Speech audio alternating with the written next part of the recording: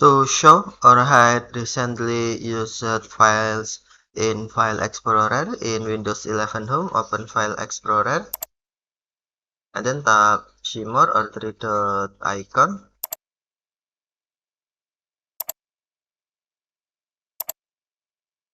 Next, tap Options. And then on Privacy, check Show Recently Used Files to show or uncheck to hide. Check to show or uncheck to hide show recently used files and then tap Apply to apply.